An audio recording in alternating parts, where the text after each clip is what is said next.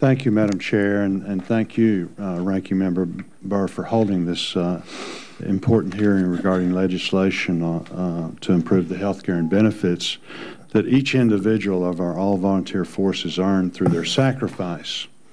I also appreciate that you've included several bipartisan bills in which we've been working to improve our veterans' benefits and quality of life, and I'd really like to just take a few minutes to say a few words about some of those.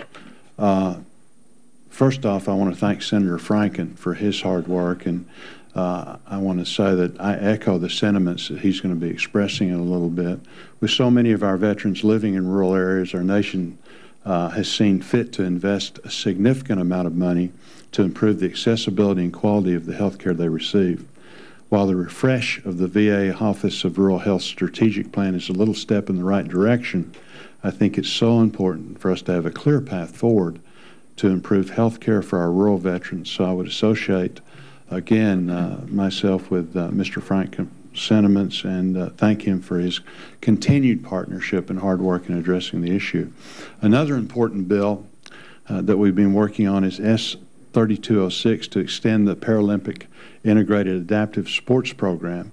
I'd also like to take this opportunity to thank Senator Begich for his assistance and hard work with the bill, and so many others, many of which we will hear today. But he has been such a great partner for you on the committee, and together we've been able to raise awareness about the several key issues to help our vets and advance legislation through Congress.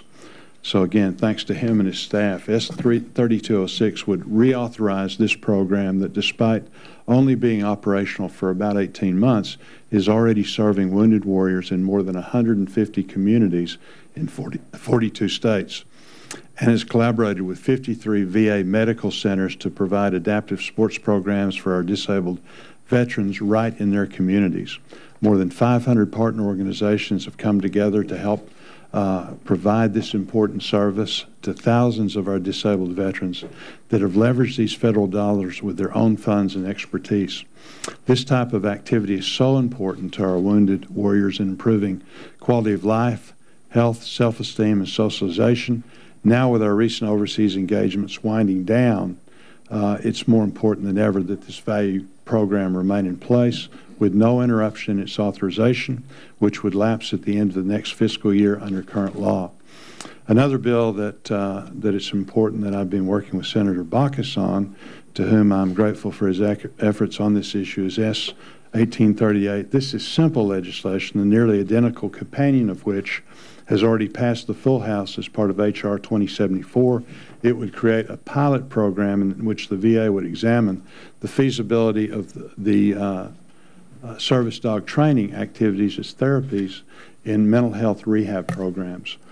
Too often, many of our veterans must rely on pharmacological therapies for seen and unseen injuries. This isn't all bad, but I think we need to examine alternatives to this, which is why I've been very supportive of programs like Rivers of Recovery that recently expanded into Arkansas and that teaches recreational therapy through fly fishing. This dog training program could be a four-way win by providing therapy, teaching potential vocational skills as dog trainers, provides highly trained service dogs for veterans in need, and providing a pathway for the rescue of shelter dogs that meet the criteria for the service. For all of these reasons, I think this modest pilot program is worthy of examination.